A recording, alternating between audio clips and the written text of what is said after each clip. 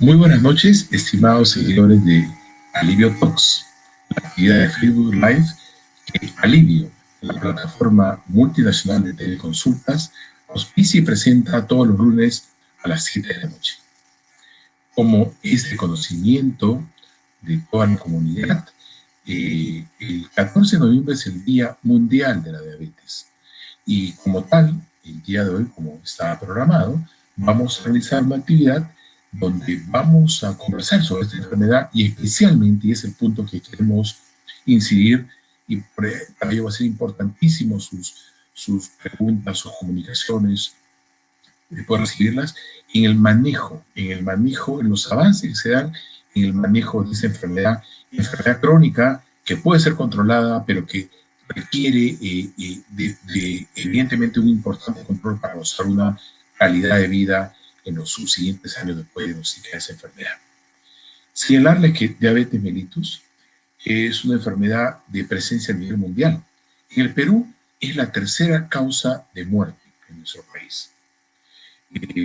Nuestro país, con datos de hace un par de años aproximadamente, señalaba que deberíamos tener 1.4 millones de pacientes con diabetes. Es una cifra bastante cauta, pero es la cifra mínima. Algunos dicen que la cifra es mucho mayor.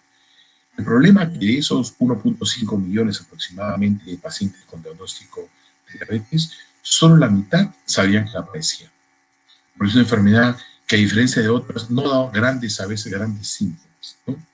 Y lo peor aún, que de esa mitad de pacientes, de esos 1.4 o 1.5 millones de pacientes que solamente sabían alrededor de 700.000, 800.000 que tenían la enfermedad, solamente 3 de cada 4, o sea, un 75%, seguían un tratamiento médico y tenían controles, ¿no? De tal modo que es un tema de enorme importancia para nuestro país, por la prevalencia que tiene, por el daño enorme que puede causar cuando no se controla esta enfermedad. Y para ello tenemos el honor de presentar el día de hoy a una muy distinguida médico endocrinóloga, la doctora Olga Núñez. La doctora Núñez ha sido jefa de la unidad de diabetes del Hospital Ricardo Rebolati Martins. Ella además tiene un componente social muy importante porque trabaja campamentos educativos para los niños con diabetes mellitus, porque también esa enfermedad puede y lamentablemente causa problemas en un grupo de niños. Y bueno, esto y otros puntos de real importancia, especialmente el manejo, vamos a conversar esta noche con la doctora Núñez. Muchas gracias, doctora Núñez, y agradecido nuevamente por aceptar estar con nosotros y poder educar a nuestra comunidad. Buenas noches. A pesar de que la gran mayoría de nuestros oyentes que participan en esta actividad conocen lo que es diabetes, creo que es importante hacer una introducción sobre la misma, ¿no? Bueno, Núñez, la diabetes es una enfermedad aguda, crónica, es una enfermedad infecciosa, se contagia. La diabetes es una enfermedad crónica que no tiene curación, pero tiene tratamiento. Es no transmisible, está dentro de las no transmisibles. Definitivamente la alteración más importante es que la glucosa sube en la sangre y acá vamos a tener dos cosas. En primer lugar, el páncreas se cansa en algún momento de trabajar y la diabetes se produce cuando el 50% de las células beta dejan de producir insulina. ¿Qué ha pasado antes? Vamos a tener que el paciente era gordito, va a tener resistencia, va a producir gran cantidad de insulina y el paciente va gastando su insulina. De ahí que vamos a ver más adelante que una de las cosas más importantes es la obesidad central y la herencia sobre todo y el estilo de vida. Entonces la diabetes es una enfermedad crónica que tiene tratamiento pero no tiene curación. Sí, nos ha brindado muchísimos conceptos que creo que tenemos que analizar. Diabetes, como la doctora señala, es una enfermedad crónica, tal como hipertensión arterial, tal como asma bronquial. Son enfermedades que cuando se diagnostican uno los lleva por toda la vida, pero que lamentablemente aún no hay curación, pero como bien lo señala, sí existe un buen control. Entonces, eso es un primer concepto. Lo otro nos ha señalado la doctora Núñez, es que a diferencia de lo que muchas personas piensan, no es una enfermedad transmisible ni contagiosa que se da de una a otra persona, pero también nos comentó acerca del factor hereditario. ¿Eso significa que cuando el papá o la mamá es diabético, el hijo necesariamente va a ser diabético? No se sabe quién va a salir premiado, pero si yo tengo el gen de la diabetes en mi familia, tengo que saber que la manera más importante de evitarlo es haciendo dieta y ejercicio. Yo tengo papá diabético y hermano diabético. Mi hermano, que estudió en Estados Unidos, tenía un puesto donde traía gente trabajaba para una compañía muy grande, internacional. Y engordaba, y a los 50 años exactos le dio diabetes. Y hay trabajos en los que uno puede prevenir con estilo de vida, dieta y ejercicio. Yo hace 40 años nado 900 metros 3 veces a la semana, porque no quiero tener diabetes y tengo mi dieta completamente saludable. Es que usted no sabe quién le va a tocar. Entonces todos tienen que cuidarse. Obviamente que si yo soy gordito, estoy corriendo mayor riesgo para que me dé, porque voy a hacer problemas como resistencia a la insulina y mis células beta se van a cansar. O Entonces sea, tengo que evitar. digamos, sí, yo conozco muchas personas que dicen, yo no tengo nadie en mi familia que es diabético. Entonces, por eso yo puedo ser gordito. ¿Y es una manera lógica, correcta de pensar, doctora? No, porque los genes cambian y casi nosotros en Lima somos provincianos y la gente que viene del campo, que trabajaba en el campo, que caminaba en el campo, que trabajaba con mucha fuerza, viene acá para subsistir a los pueblos jóvenes y tiene que se vuelve ambulante. ¿Qué come? Gana poquito, come cochinadas, hidratos de carbono, grasas saturadas, toda la comida y además no hace ejercicio. Y entonces los genes cambian y aparecen en la gente migrante aparece más diabetes tipo 2. Usted también nos ha comentado acerca del páncreas. El páncreas es un órgano que lo tenemos interno, poco conocido en nuestro organismo, y que se encarga de controlar el nivel del azúcar en la sangre o glucosa, doctora.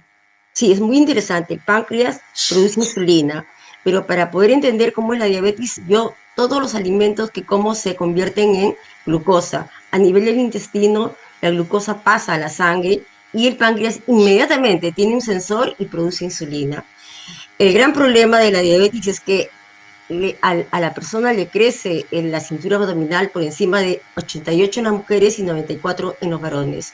Y cuando hay este fenómeno vamos a ver, y si tienen el gen de la diabetes y si tienen vía sedentaria, peor. Entonces, ¿qué vamos a ver? Que la grasa abdominal se va rodeando el músculo y rodeando el hígado. Entonces el paciente come, entra la glucosa, sale la insulina, pero la insulina ya no trabaja.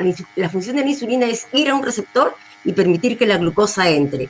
Cuando hay grasa, ya no trabaja y la glucosa se queda fuera. El hígado es una fábrica de glucosa. Produce en forma constante, el nivel normal de glucosa es 80-99. Cuando tiene grasa se vuelve loco, comienza a producir en forma indeterminada. Entonces, ¿qué tenemos? Que el paciente gordito, que puede tener, ¿cómo se llama?, factores genéticos, que no hace ejercicio, que come inadecuadamente, en este paciente al no trabajar, la grasa no permite trabajar a la insulina. Entonces, la insulina está presente, pero no trabaja. Eso se conoce como resistencia a la insulina y además su hígado, que está lleno de grasa, va a producir más glucosa. Entonces, comienza un círculo vicioso. El paciente tiene la insulina aumentada, va a tener el cuello negro, va a tener ansiedad por comer cosas dulces. Y lo que es peor, él se da cuenta que cuando come cosas dulces se alivia. Y es un círculo vicioso que si no lo identifican el problema del médico, el paciente sigue engordando. El páncreas se va gastando y cuando se gasta el 50% aparece la diabetes tipo 2. Pero quería preguntarle, ¿es solo exclusivo de los pacientes obesos? Uno de mis mejores amigos, y que es mi compadre, mide 1,93 m, doctora Núñez, y que seguro nos está escuchando este programa. Y le decimos el flaco, porque es altísimo y larguísimo. Sin embargo, tiene diabetes. ¿Acaso es exclusivo la diabetes en los pacientes No, el obesos? 80% son obesos, pero hay gente que si yo tengo genética, puedo hacer siendo delgado. Yo he encontrado niñas con ovario poliquístico y cuando les hago la tolerancia tienen intolerancia a la glucosa. O sea que hay que tener en cuenta patologías que pueden estar asociadas a la diabetes, como el ovario poliquístico, que es una prediabetes. Y otro término interesantísimo que nos vuelve a señalar. Y ese es un punto que hasta hace algunos años era discutible, pero ahora lo tengo mucho más claro. ¿Existe prediabetes? Y Pues, algunos pensaban, no, en realidad lo que están haciendo es alertarme, pero ¿existe prediabetes como diagnóstico? por supuesto, cuando yo tengo la glucosa entre 100 y 125, porque 126 ya es diabetes, yo debería hacer un test de tolerancia a la glucosa. En el estudio que hizo el doctor Serlén, encontró que la población peruana tiene 23% de intolerancia de glucosa en ayunas, esta glucosa que es sospechosa. Entonces, si yo hago una tolerancia a la glucosa, lo normal es que si me dan glucosa, yo a las 2 horas debo tener menos de 140.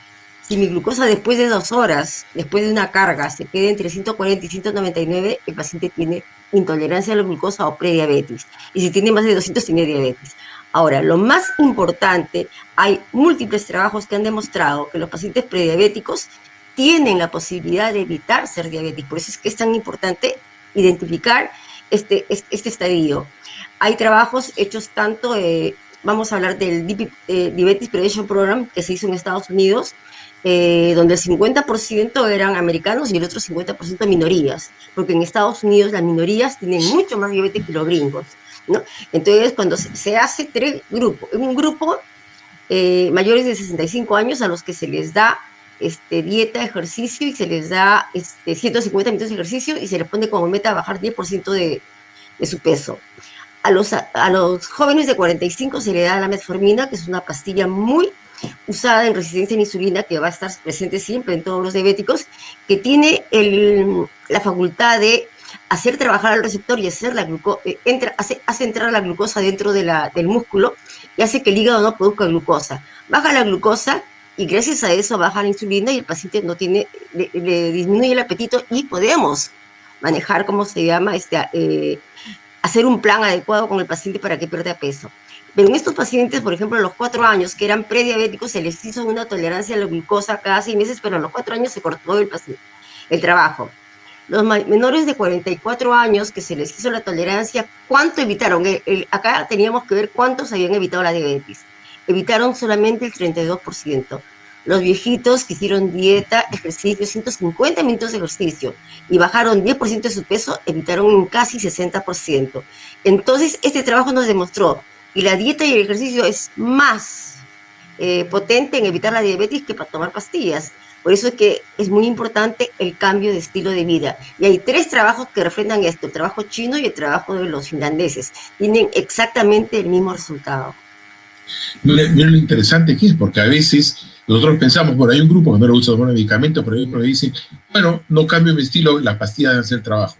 Fíjense, súper interesante lo que la doctora Núñez nos dice, que mejor que tomar medicamentos, cambiar ese estilo de vida, bajar de peso y hacer ejercicio tiene mejores resultados. Usted nos habló de 2 tipos de pruebas que se realizan. Una prueba, la que todos conocemos, que es la glicemia o la glucosa que nos hacen en el momento, pero luego nos habló, doctora Núñez, de un test de tolerancia, una prueba de tolerancia. ¿Puede comentarnos la diferencia entre uno y otro? Porque usted nos dijo Claro, que hay un valor para la prueba de glucosa y hay otros valores que son para la prueba de tolerancia, por favor. la glucosa en ayunas debe estar en este momento menor de 100. Cuando esté entre 100 y 125, y si tiene factores de riesgo, debo hacer mi test de tolerancia. Entonces, para diagnosticar diabetes es importante repetir la glucosa en ayunas, porque usted sabe que pueden pasar varias cosas, ¿no? Que se cambie, o que el paciente comió en la noche anterior y no hizo la dieta, porque hay que estar 12 horas de ayuno. Entonces, siempre se hace el diagnóstico con 2 glucosas en 2 días diferentes mayores o iguales a 126. Ese es el diagnóstico de diabetes. Pero cuando yo tengo un paciente sospechoso, tengo que hacer el test de tolerancia, le pido que por favor durante 3 días coma con azúcar, lleve su vida normal y lo dejamos en ayunas 12 horas y le damos una sobrecarga. Se le saca una glucosa en ayunas para ver en cuánto La está. sobrecarga, perdón, doctora, es un líquido que ingiere Es con bastante 75 azúcar, gramos de ¿cierto? glucosa diluidos en 300 mililitros de agua. Y esto lo tiene que tomar el paciente y a las 2 horas se le hace una nueva glucosa. La glucosa normal a las 2 horas debe ser menor de 140. Cuando está entre 140 y 199 tiene prediabetes o intolerancia a la glucosa, y si es más de 200 el paciente tiene diabetes y tiene que comenzar a trabajar para evitar complicaciones. Y hemos hablado entonces de los síntomas, digamos, hemos hablado de las condiciones que están asociadas a la diabetes, de estos factores que pueden ser familiares, los factores predisponentes, pero quería preguntarle, ¿la diabetes solo afecta a los adultos, a las personas mayores o a los niños también podría tener diabetes? tenemos un gran problema. El 25% de niños entre 5 y 9% están con sobrepeso y obesidad, según las Sí, estadísticas. exactamente. Entonces, con mayor frecuencia estamos viendo pacientes diabéticos tipo 2 niños, algo que no se veía antes, ¿no? Yo cuando trabajaba en el Revaliati, mis pacientes más jóvenes eran de 22 años, 30, 25, pero con factores y a veces no tienen factores de riesgo. Pero ahora hemos visto debutar, yo recuerdo hace unos 15 años atrás, niños con obesidad, índice de masa corporal, o sea, peso sobre talla mayor de 27, casi 30, y que incluso debutaban con coma cetoacidótico. Pero cuando se les hace después el seguimiento, se les da insulina, pues, obviamente porque están tóxicos, pero después ellos comienzan a producir insulina. Y medimos el péptido C. El péptido C sale del páncreas junto con la insulina. Cuando ya está compensado, medimos si es más de uno, ese paciente es diabético tipo 2. Además, cuando se hace bien la historia, porque generalmente estos niños son catalogados como tipo 1, entre comillas, y vemos que la historia no estaba bien hecha. El niño había subido de peso y había nacido con más de 4 kilos, que es otro factor de riesgo macrosomía para diabetes tipo 2. Entonces la historia debe ser bien hecha. Yo tengo que tener en cuenta si nació con 4 kilos, si hay papá, mamá, hermanos con diabetes, si, bueno, en otros casos tengo que tener en cuenta si hizo diabetes gestacional, si tiene ovario poliquístico, si tiene triglicéridos altos o HDL bajo y si tiene hipertensión. Todos estos son factores de riesgo que hay que tener en cuenta. Usted nos está hablando de dos tipos de diabetes. ¿Podría ilustrarnos, por favor?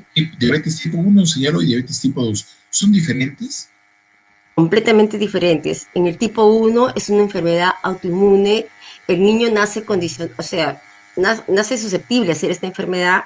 En el momento de la concepción, el cromosoma 6 pierde el brazo corto y nace predispuesto a hacer la enfermedad. Entonces, en algún momento de su vida, ya sea por un virus, ya sea un Coxsackie, y puede ser incluso por un estrés, el niño comienza a aparecer anticuerpos que destruyen las células beta. Cuando el 80% de las células beta están destruidas, aparecen los síntomas, la glucosa comienza a subir. Esto se llama diabetes tipo 1. Definitivamente no tiene insulina y hay que usar insulina como yo tengo que hacer como si fuera su páncreas. Tengo que darle una insulina basal y una insulina para cada vez que come, para remediar y mantenerlo con una glicosilada para que tenga buen control y evitar complicaciones. Este diabetes tipo 1, doctora Núñez, es exclusiva de los niños. ¿A qué edad generalmente Generalmente aparece? el pico es en los 14 años, en la edad de la adolescencia. Pero tengo pacientes que han hecho los 7 meses, como tengo pacientes que hacen a los 30 años. Ahora, hay diabéticos tipo 1 que pueden hacer en edades posteriores, pero son los menos, ¿no? Generalmente son menores de 30 años. Y Si el quisiera, por tratamiento es favor, con insulina. antes de avanzar y hablar del tipo 2, decirles que ya hemos comentado en comunicaciones anteriores que una enfermedad autoinmune, tal como la doctora señala, es una enfermedad en la cual nuestro organismo, por algunos cambios que son difíciles todavía de entender, comienzan a destruir elementos propios de nuestro organismo como si fueran elementos extraños, como si hubieran venido y nos quieren atacar. Y es un ejemplo típico de la artritis reumatoide, como les decía a ustedes, es una enfermedad autoinmune en la cual se destruye una área de la articulación, ¿no es cierto? Entonces, en este caso, por algún desencadenante, como la doctora Núñez ha señalado, como un virus, como el estrés mismo en los niños que ingresan, lo que hace es destruir las células justamente del páncreas que producen la insulina y por lo tanto los niveles de azúcar se elevan rápidamente. Esta condición, la doctora nos decía, generalmente se da en niños muy pequeños y siempre requiere tratamiento de insulina porque en realidad el tratamiento No tiene que ser tienen. como que, porque no tienen la que producir, ¿no es cierto? Y el tipo 2, doctora Núñez. En el tipo 2, como dijimos al inicio, el problema es la obesidad de la panza va a hacer que el músculo y el hígado se llenen de grasa, entonces la insulina no puede trabajar bien, eso se conoce como resistencia a la insulina. Eso va a condicionar que el páncreas se vaya gastando. La característica es que la persona tiene, aparte de la obesidad central, tiene el cuello negro, tiene acantosis, eso se llama acantosis, tiene ansiedad por comer dulces y lo más importante es que, bueno, hay que tener en cuenta los factores, ¿cómo se llama? Los otros factores de riesgo, ¿no? En este caso, cuando el páncreas se cansa, nosotros tenemos que instaurar un tratamiento en donde controlemos esa resistencia.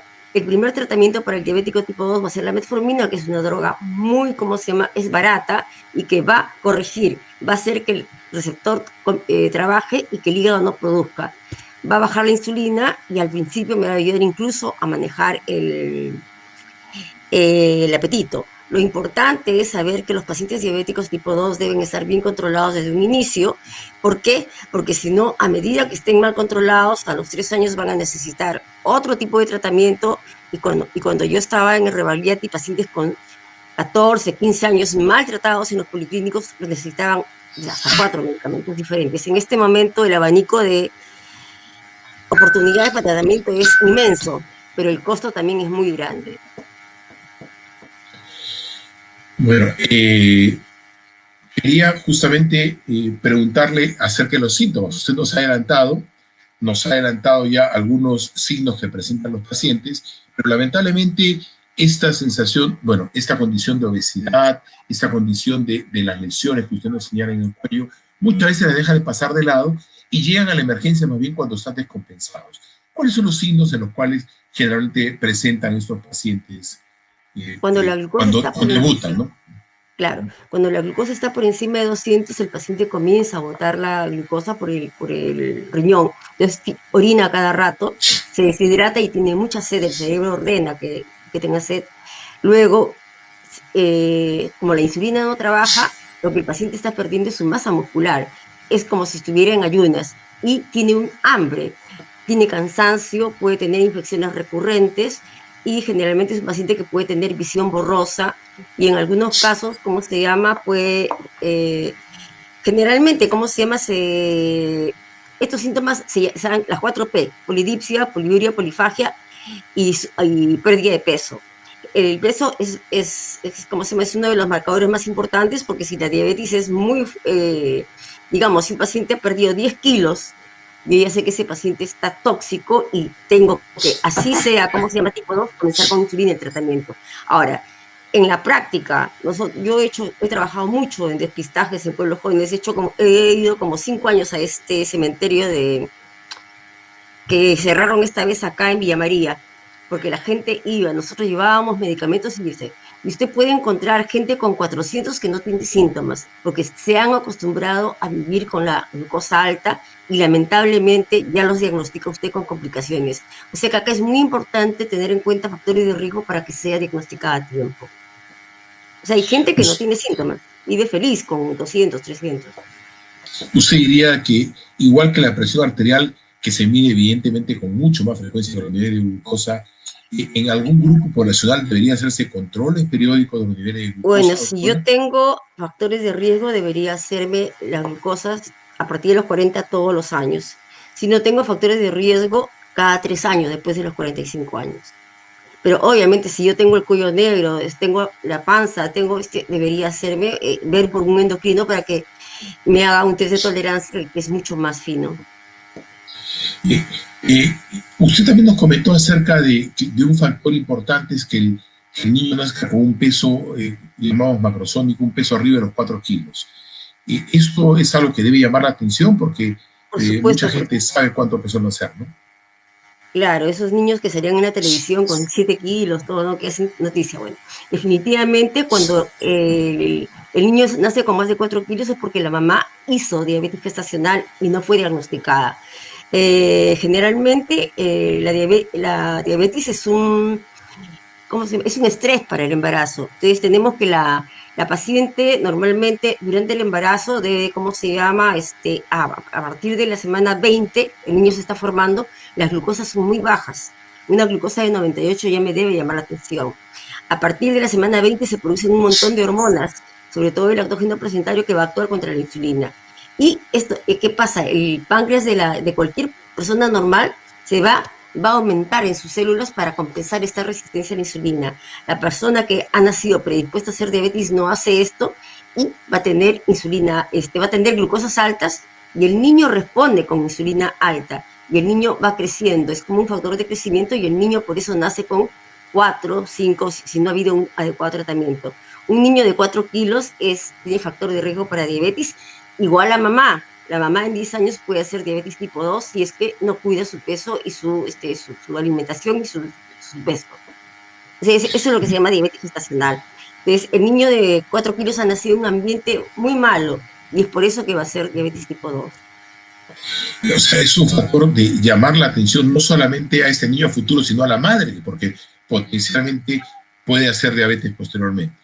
Cuando uno trabaja en diabetes gestacional está cuidando a los dos, al niño y a la mamá. Si el niño no nace con más de 4 kilos, tanto la mamá como el niño tienen menos riesgo de ser diabetes más adelante. ¿Qué complicaciones principalmente se dan?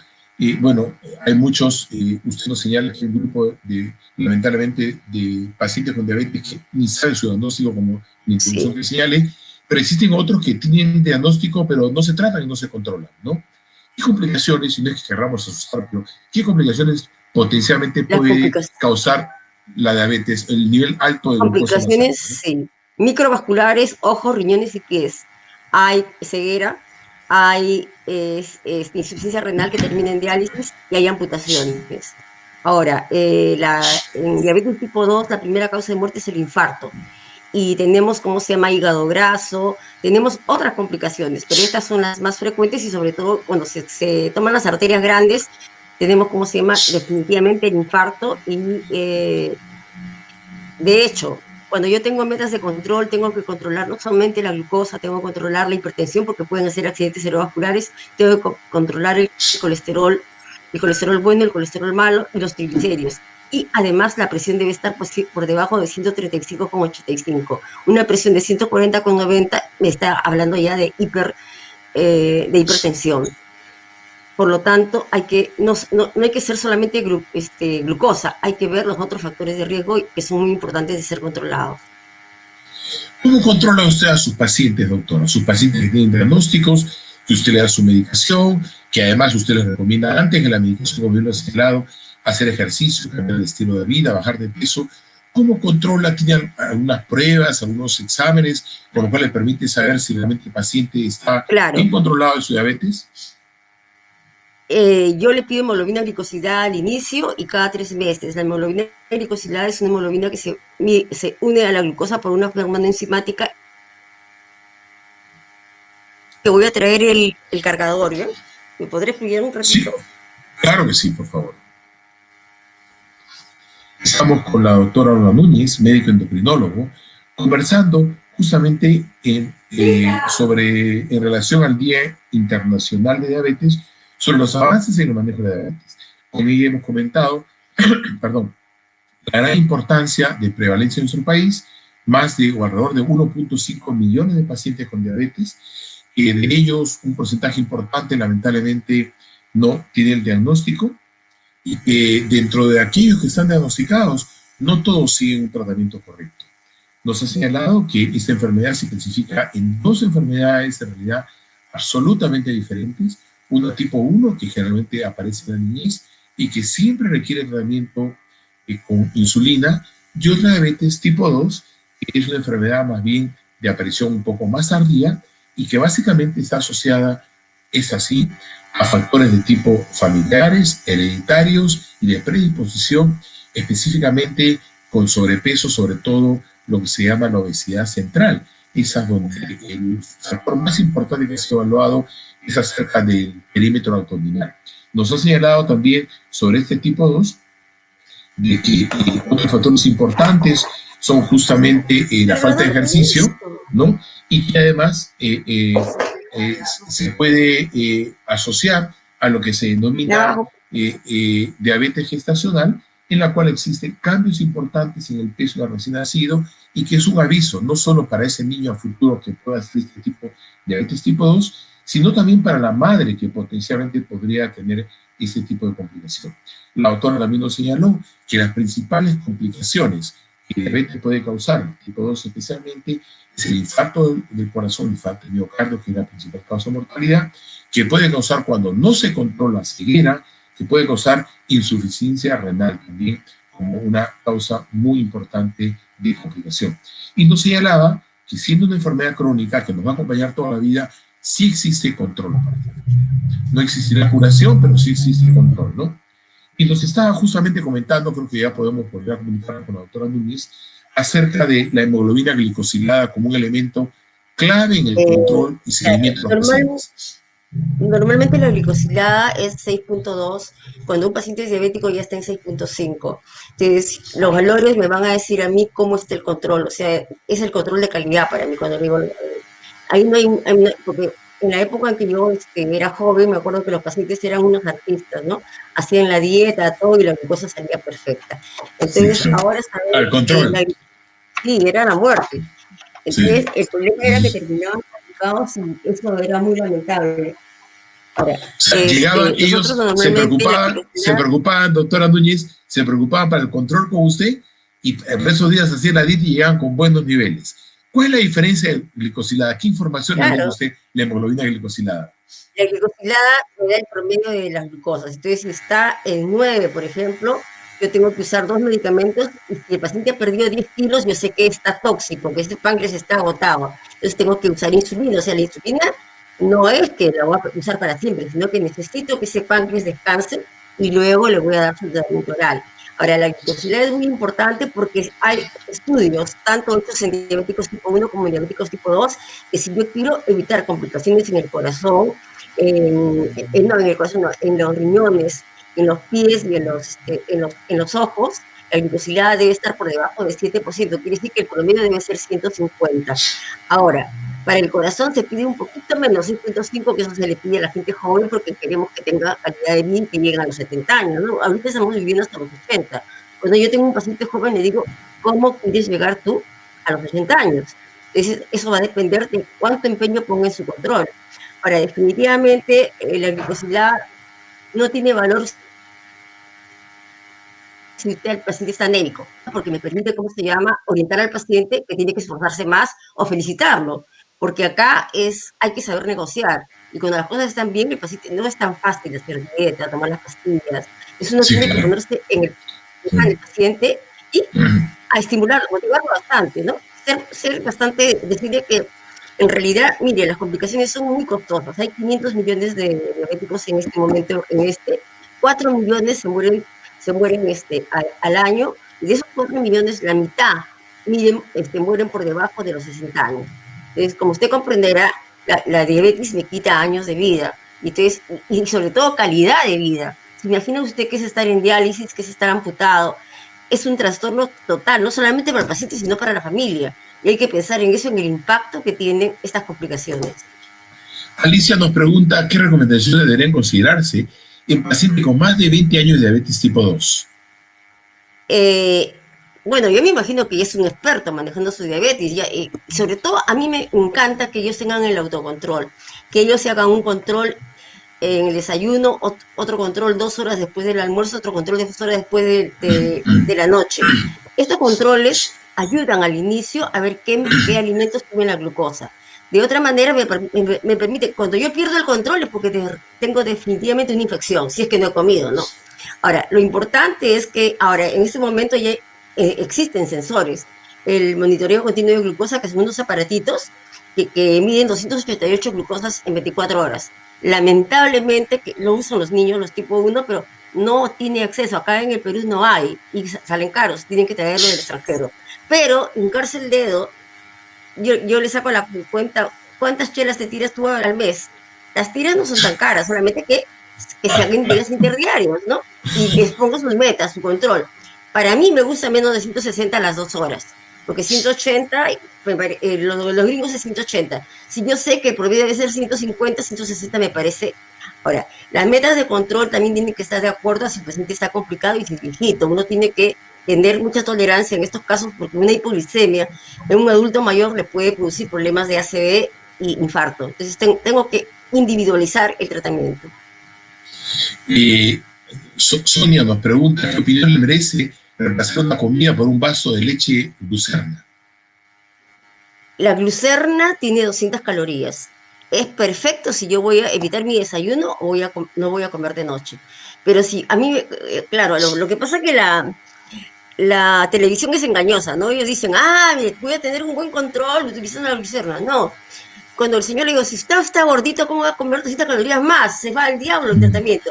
Usted solamente, yo lo utilizo, o se utiliza en pacientes que están flacos, que están, que se han desgastado, que están con una tuberculosis, que están desnutridos con un pie diabético. Entonces yo necesito acuérdense que la inmunidad está disminuida en los diabéticos. Entonces yo necesito aumentar. Pero en un gordito, pues tendría que quitarse la comida. Ese sería en lugar, porque tiene 200 calorías, en lugar de un desayuno, en lugar de la cena.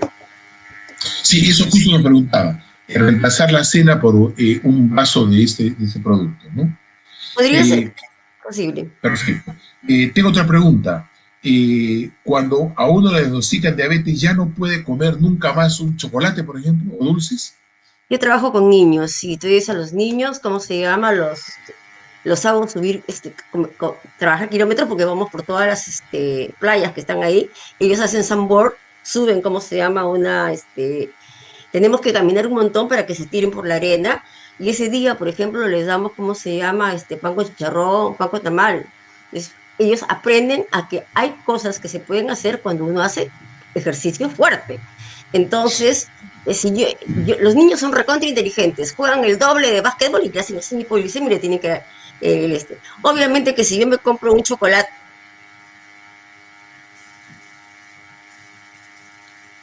Uy, lamentablemente perdimos a la doctora Núñez. Esperamos que volver a conectarnos con ella, aunque nos estaba comentando que tenía problemas en su conexión. Bueno, nuevamente para completar el informe de esta actividad, decirles que reiteramos que habían dos tipos de diabetes, tipo 1 tipo 2, y que el tipo 2 lejos es la más frecuente en nuestra población, que las complicaciones pueden ser muy serias y que uno tiene que pensar, y había una serie de preguntas que decían, si la diabetes no es una enfermedad grave, es una enfermedad grave, a pesar de los síntomas no sean tan severos, como a veces nos asusta mucho más una deposición con sangre, por ejemplo, que tener la glucosa elevada, y en realidad la diabetes sí es una enfermedad muy grave, ¿no?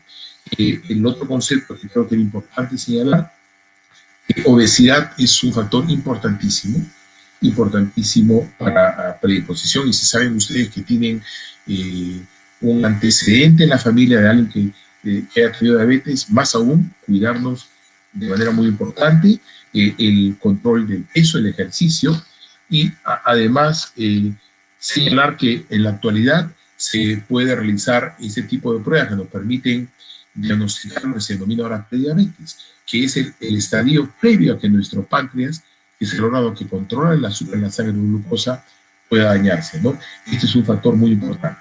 Por otro lado, nos había comentado del enorme valor del control que tiene. Nos señalaba que antes, cuando no existía la prueba que se llama hemoglobina glicosilada, los pacientes cada vez que tenían un control, de 2 días antes comenzaban realmente a seguir las indicaciones que la doctora había señalado, y entonces sus controles eran correctos. Pero ahora con la hemoglobina glicosilada, y lo que hace es darnos una medida promedio de los últimos 3 meses de los valores de hemoglobina, perdón, de glucosa que esta persona tiene, ¿no? Entonces, esto nos permite saber qué tanto es mejor el control que podemos tener hoy. Otro elemento importante entre las preguntas que recibimos nosotros es que diabetes no es una enfermedad contagiosa ni que se pueda transmitir de uno a otro, que los pacientes con diabetes sí pueden comer dulces, sí pueden comer, siempre y cuando evidentemente estén dentro de su esquema de alimentación, que en realidad es cuánto de calorías yo tengo que utilizar, este es como una cuenta bancaria, cuántas calorías ingresan por los nutrientes, cuánto azúcar ingresa y cuánto voy a quemar haciendo ejercicio, ¿no? Nos ha señalado también que no todas las personas obesas van a tener diabetes tipo 2, y que además no necesariamente hay que ser, por el contrario, hay que ser obesos para tener diabetes tipo 2, ¿no?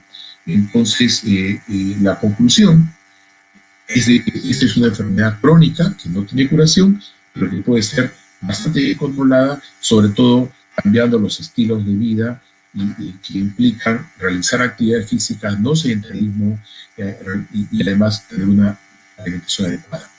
Pareciera que ya estábamos en la parte final de esta presentación y que no vamos a poder volver a conectarnos con la doctora Núñez, a quien agradecemos de manera muy especial a la doctora Núñez por su presencia, con el carisma y el cariño que ella tiene siempre para poder educar a toda la comunidad y especialmente a los pacientes con diabetes.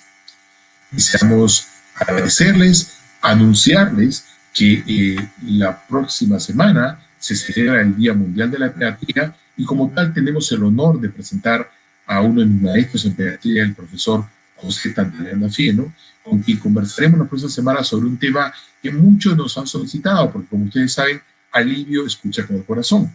Y es coincidente con este Día Mundial de la Pediatría, y es el control niño sano y acerca del esquema de inmunizaciones ahora tan en boga con este rebrote lamentablemente de difteria.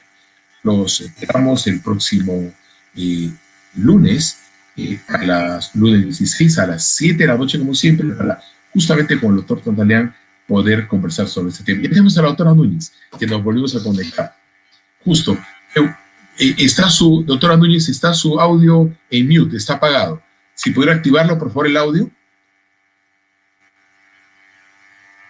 Solo su audio, donde es un micrófono, está apagado en este momento.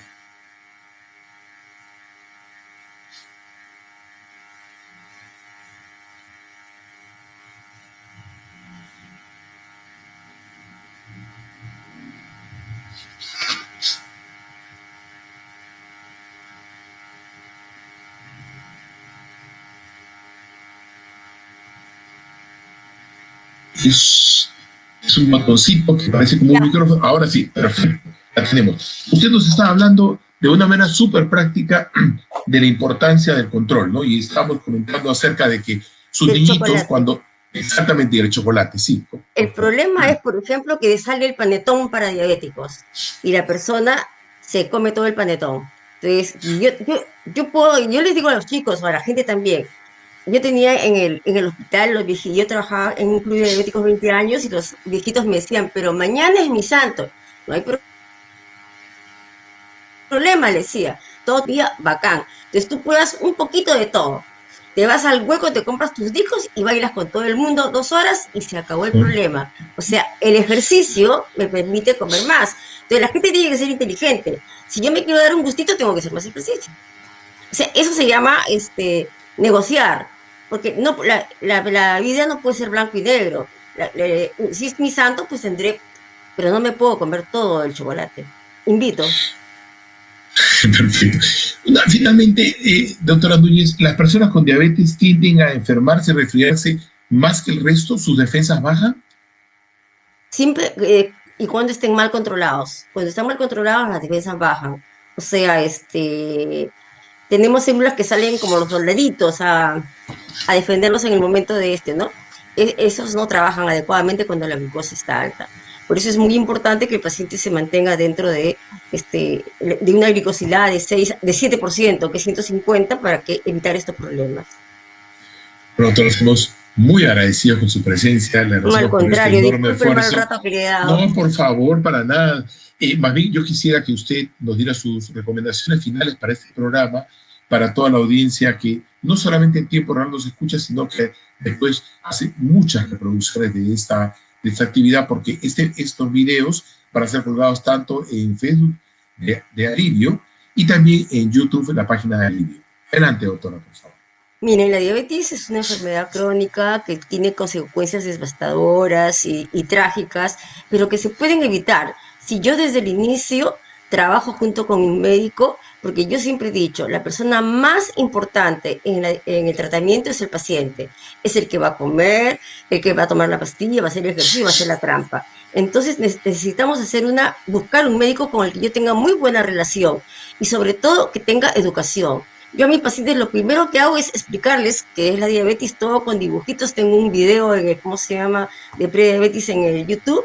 Los hago ver, les explico y así como les he hecho a ustedes, les pongo la importancia, ¿no?, de cómo se llama, de la dieta y el ejercicio. Y total, es cambiar el chip, porque la diabetes va a durar toda la vida. Entonces yo tengo que acostumbrarme a comer medio plato de ensalada, un cuarto de plato de arroz, papa, camote y otro cuarto. Y si quiero darme mis gustitos, simplemente hago más ejercicio o me vuelvo deportista. Entonces, definitivamente, todas las cosas, ¿cómo se llama?, todas estas complicaciones, yo sinceramente odiaba a los diabéticos. Solamente trabajaba con las diabéticas gestacionales y las diabéticas con gestación, porque eran pacientes ¿quién no quiere tener un hijo perfecto? Entonces eran las pacientes con las que yo trabajaba. Cuando el Alan García le dio a los niños, ¿cómo se llama?, le dio el seguro a los niños y a los papás, aparecieron los niños. Yo, la experiencia que tenía de gente joven cuando era residente, los mejores médicos estaban pacientes amputados, pacientes ciegos.